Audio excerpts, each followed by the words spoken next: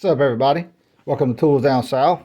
Today I just want to go over this multi-tool I picked up at Walmart for $10. It's a pretty neat little thing.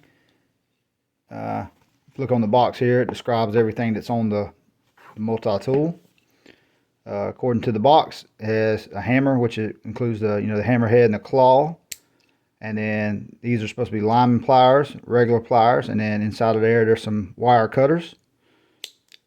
Down here we have a file, a serrated blade, a flathead screwdriver, Phillips head screwdriver, drop point blade, and a saw.